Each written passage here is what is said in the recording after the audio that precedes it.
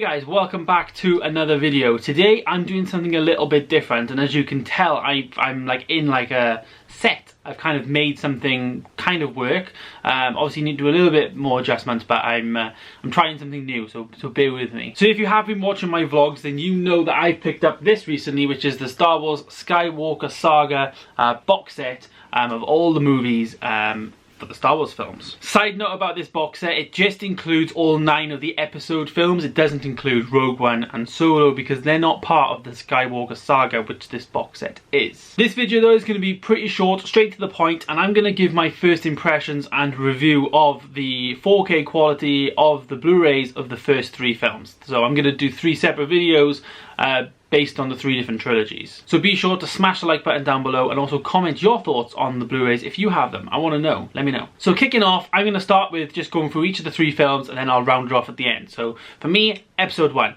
Episode 1 is the worst 4K looking movie I have probably ever seen. I will say that, hands down. We're not starting on a good footing here, by the way.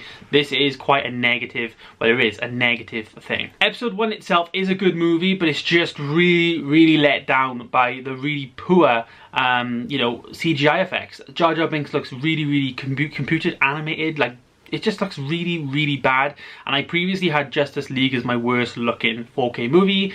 Now I have to say it's Phantom Menace. There isn't much difference to what I had seen before after having the 4K version. Like I could have just watched a normal standard Blu-ray and I would have been fine. However, you know, this is the situation. The 4K one comes out, everyone gets excited and it just looks terrible. It's probably one of the worst, if it is the worst 4K movie I've seen. Attack of the Clones does get a little bit better, especially the scene at the end with Count Dooku, you know, in the whole fight scene with Yoda and stuff. That was really well done. The colours just pop in this movie, especially on Geonosis, where you've got very much a tanned type of look on the movie, but it does really get better. Not as good, and I probably would give it like maybe a 7 out of 10 in comparison to like a 5 out of 10 on like video for Phantom Menace, but definitely it does get better. Episode 3 though is the best looking one of the prequel trilogy in my opinion. The film could have literally came out like last year. It looks that good. There is a lot of dark levels in the film, but it is quite a dark film anyway, so I had to make some adjustments to my like TV because I thought that it was like too dark on some scenes and it didn't really justify the HDR that good. The effects were transferred really well. The Anakin vs Obi-Wan scene just looks incredible. It really has been transferred over exceptionally well, I've got to say that. There is some like softness when you're looking at like maybe droids or aliens or something that are like computer generated, but that's like, it's very minor, and it's mainly stuff in the background. Stuff like C-3PO and R2-D2, they stay crisp and sharp, and that's good. So it's just the droids really in the background that kind of lose a bit of focus, but that's kind of to be expected, but you know. For me though, the saving grace of these 3 movies is the Dolby Atmos soundtrack. Now you obviously need to have like a Dolby Atmos enabled sound system. I personally have an Onkyo system. I want to do a video on it, so smash the like button down below and let me know if you want to see that, and I'll do it. But as I said, the saving grace for all 3 of the movies is definitely that Dolby Atmos sound system.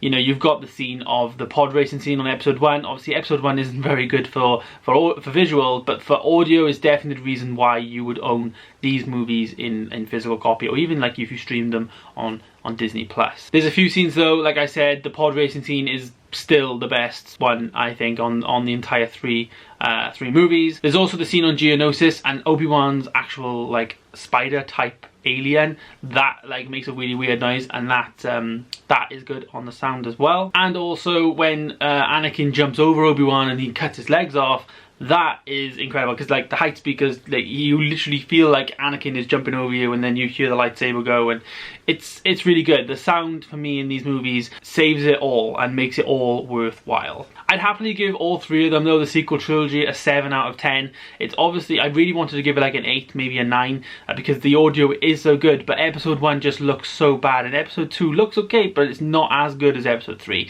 So when you're buying a 4K movie, you also want it to look good as well as like getting those Dolby Atmos type effects, but it just doesn't look great. And if you have the standard Blu-rays of like episode 1, episode 2, then I'd keep them. And if you could pick up episode 3 on his own, that is what I would recommend if you can, and you won't really notice any difference. So there we go, there's my short review of the 4K Blu-rays of Star Wars, the Prequel Trilogy. I hope you guys enjoyed this video. Stay tuned for next week, we'll be doing the original trilogy and I'll be reviewing those 3 movies. So thanks very much guys, and I'll see you then.